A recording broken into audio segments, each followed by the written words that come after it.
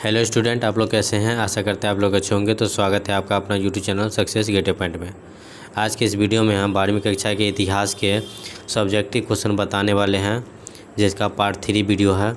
अगर आप लोग पार्ट 1 और पार्ट 2 वीडियो नहीं देखे हैं तो हम जो है डिस्क्रिप्शन में लिंक दे देंगे, आप वहाँ से देख सकते हैं। और अगर आप लोग जो है आप लोग को लग रहा है कि अभी तक हम कुछ नहीं पढ़े हैं इंटर की परीक्षा है यानी इतिहास में, तो आप लोग जो है इस वीडियो को शुरू से लेकर लास्ट तक देखिए।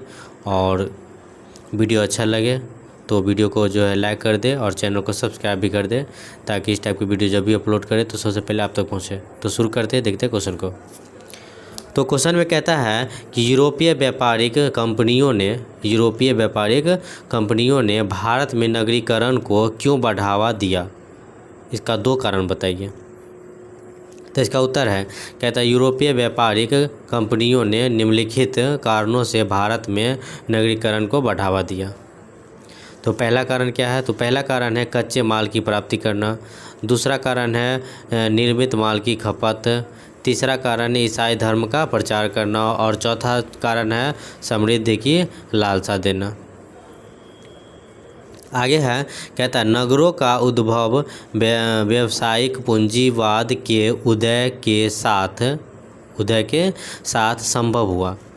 व्यापक स्तर पर व्यवसाय, बड़े पैमाने पर उत्पादन, मुद्रा प्रधान अर्थव्यवस्था, शहरी अर्थव्यवस्था जिसमें काम के बदले वेतन, मजदूरी का नगद भुगतान, एक गतिशील एक प्रायोगिक अर्थव्यवस्था, स्वतंत्र उद्यम, मुनाफा कमाने की प्रवृत्ति, मुद्रा, बैंकिंग, साख, बिल विनिमय, बीमा, अनुबंधन, कंपनी साझेदारी, एकाधिकार आदि इस पूंजीवादी व्यवस्था की विशेषताएं रही। इतना जो सारा कुछ है, ठीक है, वो पूंजीवादी व्यवस्था की विशेषता रही है, जो कि यूरोपीय व्यापारी कंपनियों ने भारत में नगरीकरण को बढ़ावा देने के लिए किया था। इन गतिविधियों ने नगरों के विकास में महत्वपूर्ण योगदान दिया। ये जितना ये उत्पादन क्षेत्र है, इसमें जो है नगरों को विकास में महत्वपूर्ण योगदान दिया। यह एक नए सामाजिक शक्ति के रूप में उभर कर सामने आए हैं। अगला जो क्वेश्चन है, कहता है संविधान निर्मात्री सभा का संगठन कैसे हुआ। संविधान निर्मात्री सभा का जो गठन हुआ कैसे हुआ। तो इसका उत्तर है, कहता है कैबिनेट मिशन की संस्तुतियों के आधार पर भारतीय संविधान का निर्माण करने वाली संविधान सभा का गठन जुलाई 1946 ईस्वी में किया गया। कब किया गया? जुलाई 1946 ईस्वी में किया गया। इसे आप याद रखिएगा, ऑब्जेक्टिव क्वेश्चन में काम देगा। बोलेगा भारतीय संविधान का निर्माण करने वाली संविधान सभा का गठन कब किया गया? तो जुलाई 1946 में किया गया। चलिए, संविधान सभा के सदस्यों की कुल संख्या कितनी? तो 389 निश्चित की गई थी।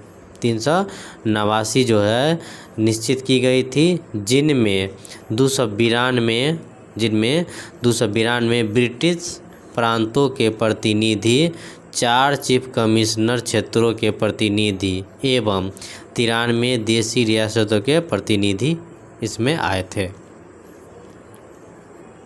अगला जो क्वेश्चन है, कहता है विरूपाक्ष मंदिर की 2 विशेषताएं बताइए। बहुत इंपॉर्टेंट क्वेश्चन है। विरूपाक्ष मंदिर के बारे में जो है कहता है 2 विशेषता बताइए। तो विरूपाक्ष मंदिर की 2 विशेषताएं निम्नलिखित हैं। तो पहला विशेषता जो है, कहता है मुख्य मंदिर के सामने जो है एक आकर्षक मंडप बना हुआ है। मुख्य मंदिर के सामने जो है एक आकर्षक मंडप बना हुआ है। ये जो है पहला विशेषता है। दूसरा विशेषता में कहता है कि मंदिर की दीवारों पर शिकार करने, नाच एवं युद्ध में जीत के जश्न मनाने के सुंदर चित्र बनाए गए हैं। ये आपका दूसरा कारण है विरूपाक्ष मंदिर का। क्या कारण है, तो जो है मंदिर की दीवारों पर जो है शिकार जो करते थे उसका नाच यानी डांस जो करते थे उसका, युद्ध में जीतने के बाद जो जश्न मनाते हैं उसका सुंदर चित्र बना हुआ था। यही विशेषताएं हैं। अगला जो क्वेश्चन है कहता है, बहुत इंपॉर्टेंट क्वेश्चन है, आप लोग याद रखिएगा।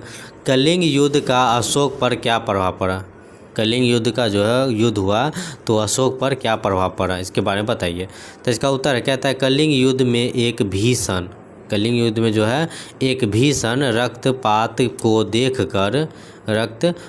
देखकर अशोक का दिल दहल गया।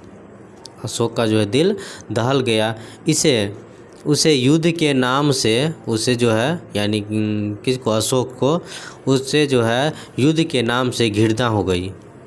युद्ध के नाम से क्या होगी, घृणा होगी। उसने भविष्य में युद्ध न करने की शपथ ली।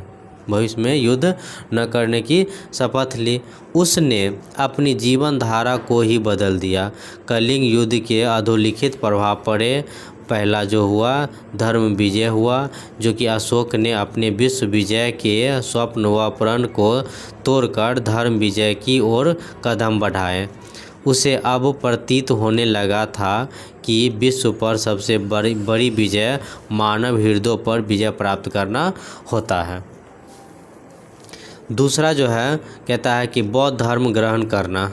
बौद्ध धर्म ग्रहण करना के बारे में कहता है कि कलिंग युद्ध ने, इसके बारे में, कलिंग युद्ध ने अशोक की आंखें खोल दी। कलिंग युद्ध ने अशोक की आंखें खोल दी। उसने बौद्ध धर्म ग्रहण कर लिया। उसने बौद्ध धर्म ग्रहण कर लिया। यह संभव हो सकता है कि यदि कलिंग युद्ध न होता, यह संभव हो सकता है कि यदि कलिंग युद्ध न होता तो वह बौद्ध धर्म ग्रहण न करता। अगला जो क्वेश्चन है इम्पोर्टेंट क्वेश्चन है, कहता है हड़प्पा सभ्यता की जल निकास प्रणाली की क्या विशेषता थी। बहुत ही इम्पोर्टेंट है ये क्वेश्चन, ज़रूर ही क्वेश्चन आएगा एग्ज़ाम में, आप लोग इसे याद ही कर लीजिए। कहता है हड़प्पा सभ्यता की जल निकासी प्रणाली की क्या विशेषता थी। ठीक है, तो इसका उत्तर है, कहता है हड़प्पा शहरों की सबसे अनूठी विशिष्टताओं में से एक ध्यानपूर्वक नियोजित जल निकास प्रणाली थी। ठीक है, एक ध्यानपूर्वक नियोजित क्या थी, जल निकास प्रणाली थी। कहाँ की, तो हड़प्पा शहर की। यदि आप निचले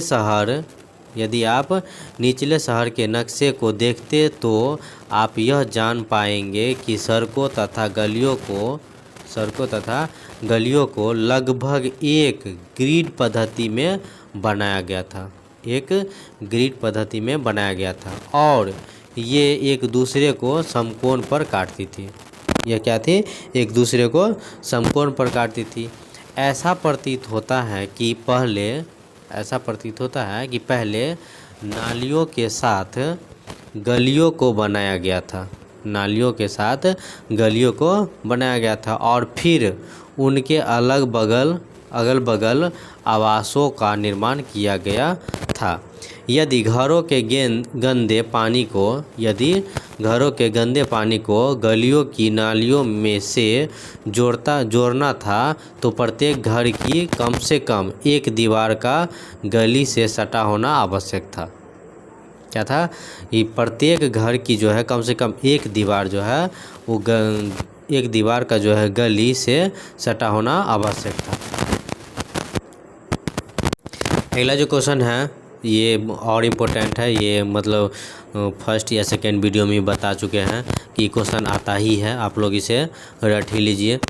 ठीक है, 1857 की बात बोल रहे हैं, 1857 की क्रांति के बारे में जो हम बोल रहे हैं वो 1857 की क्रांति में 2 नवंबरी 25 जनवरी सारे में आते रहते हैं। तो इसमें क्या कहता है कि 1857 की क्रांति का क्या परिणाम हुआ। 1857 की जो क्रांति हुई उसका क्या परिणाम निकला। तो पहला परिणाम है, कहता है कि 1857 की क्रांति में हिंदू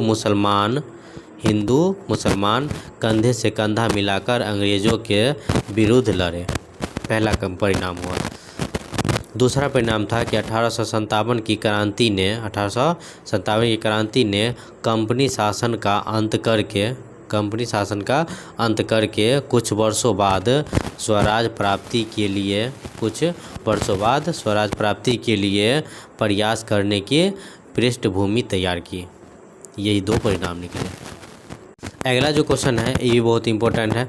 कहता है अंग्रेज़ों ने भारत क्यों छोड़ा? अंग्रेज़ों ने भारत क्यों छोड़ा? किन्हीं दो कारणों की चर्चा करें। अब यहाँ आ गया अंग्रेज़ ने जो है भारत क्यों छोड़ा। पहले जो अंग्रेज़ का शासन था, अब क्यों छोड़ दिया? तो इसका उत्तर है, कहता है कि अंग्रेज़ों का भारत छोड़ने के प्रमुख कारण निम्नलिखित थे। पहला कारण था कि द्वितीय विश्व युद्ध में ब्रिटेन को बेहद नुकसान होना।